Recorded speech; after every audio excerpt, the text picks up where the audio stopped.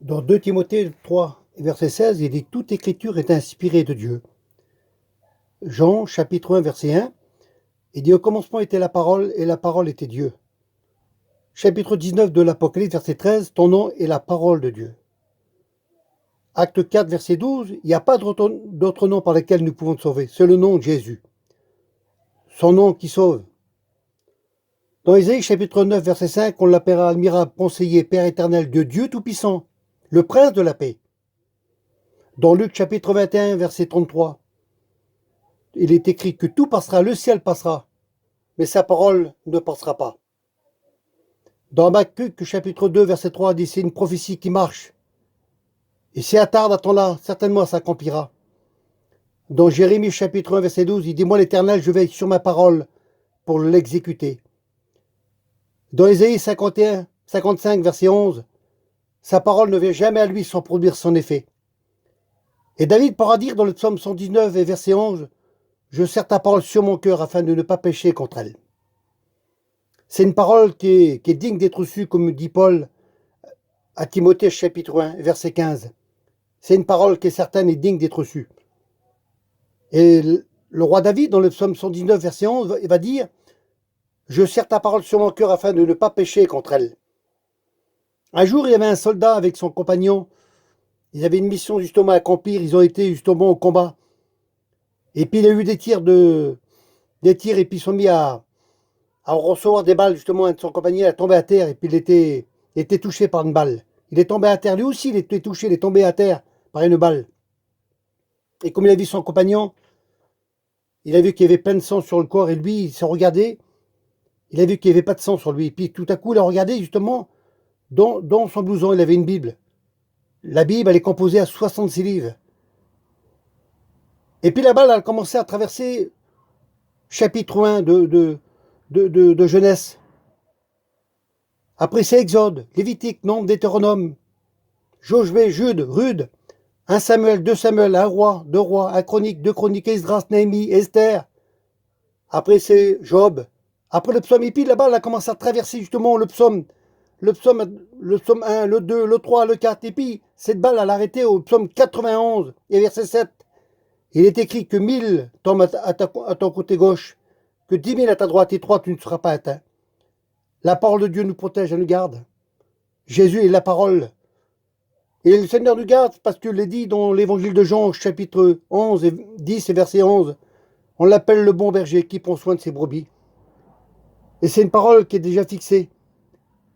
Et Dieu est l'architecte du plan. Dans Hébreux chapitre 11 et verset 10, il est l'architecte du plan. Jésus-Christ a commencé son plan à Bethléem. Il a triomphé à Jérusalem par sa mort et sa résurrection. Il le terminera par rapport à son retour. Et dans Hébreux chapitre 10, verset 37, il est écrit encore un peu de temps, celui qui doit venir viendra. Et dans 2 Pierre 3, verset 9, il dit ne tarde pas dans l'accomplissement de sa promesse, mais il use de patience afin qu'un grand nombre soit sauvé. Oui, Dieu veut que tout le monde soit sauvé. Et le don de Dieu, c'est que tout le monde soit sauvé. Jean 3, verset 16, car Dieu a tant aimé le monde qu'il a donné son Fils unique afin que quiconque croise en lui ne périsse point, mais qui est la vie éternelle. Jean chapitre 17 et verset 3. Or, la vie éternelle, c'est qu'ils te connaissent, toi, le seul vrai Dieu. Jésus-Christ, dans Jean 14, verset 6, il est écrit « Je suis le chemin, la vérité et la vie. Nul ne vient au Père que par moi. » Jean 10, verset 9, il est la porte. Jean 6, verset 37, il dit « Je ne mettrai pas dehors celui qui vient à moi. » Jésus n'a mis jamais personne à la porte. Il fait un appel à tout le monde, dans Matthieu 11, verset 28. « Venez à moi, vous tous qui êtes fatigués et chargés, je vous donnerai du repos. » Aujourd'hui, nous avons besoin de repos. Tu as besoin de repos, et comme j'ai besoin de repos, alors nous devons se reposer en lui. Le Seigneur nous donne cette paix qui surpasse toute intelligence. Il veut le dire dans l'évangile de Jean, chapitre 14, verset 27. Je vous laisse ma paix, je vous donne ma paix. Cette paix qui est dans nos cœurs. Et même si aujourd'hui nous vivons des temps difficiles, même s'il y a des difficultés, mais le Seigneur va nous dire dans Hébreux chapitre 10, verset 37, encore un peu de temps, celui qui doit venir viendra. Et bientôt nous serons avec lui.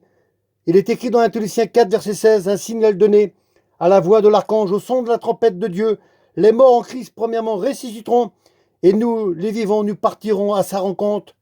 Et c'est pour bientôt. Jésus-Christ nous a promis une promesse extraordinaire que bientôt il viendra nous chercher.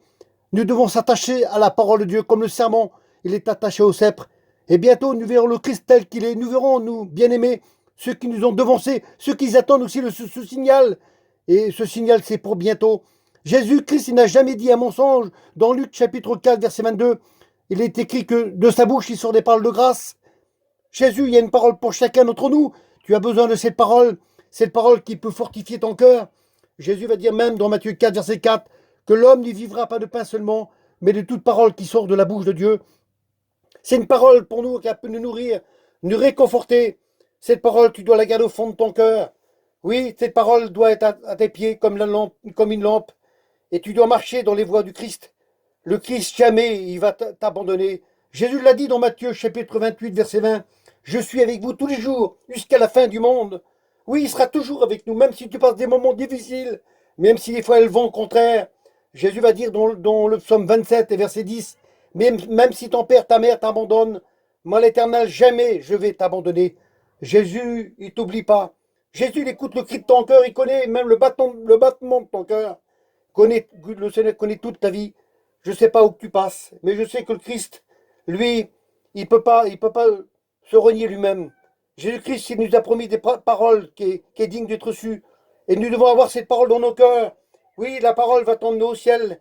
Et le Seigneur te dit, à travers sa parole, dans le chapitre 2 de l'Apocalypse, verset 10, sois fidèle jusqu'à la mort.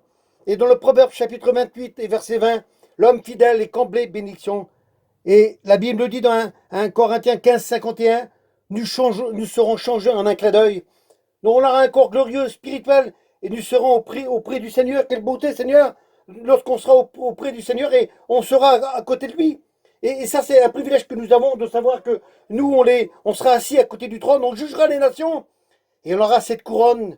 Et cette couronne, nous la jetterons au pied du Seigneur. On dirait, Seigneur, c'est toi qui es digne de la recevoir. Oui, le Seigneur, il est digne de recevoir cette couronne. Nous chanterons le cantique de l'agneau. Ces grands hommes de la Bible, Abraham, Isaac, Jacob, tous ces hommes-là, eux, ils seront debout, parce que c'est l'ami de l'époux, et nous sommes l'épouse. Le Seigneur ne nous a pas rachetés, non pas par de l'or, à Pierre 1,18, mais nous avons été rachetés par son sang précieux, comme un agneau sans défaut, sans tache, qui était prédestiné dès la fondation du monde. Dieu nous a élus dès la fondation du monde. Éphésiens chapitre 1, verset 4. Avant la fin du monde qu'il fut, Dieu nous a prédestinés au salut.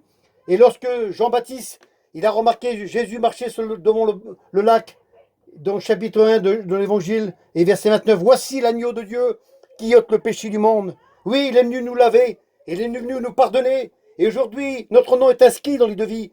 Alors, dans l'écoute de la parole de Dieu, tu peux dire quel privilège que tu as, que ton nom est inscrit dans les devis, et que bientôt, nous partirons ensemble à la rencontre du Seigneur. Il n'y aura plus de pleurs, il n'y aura plus de grincement dedans, mais on sera pour toute l'éternité avec lui.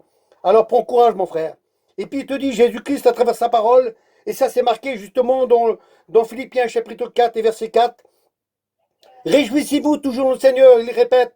Réjouissez-vous toujours dans le Seigneur. Il dit que le Seigneur est proche.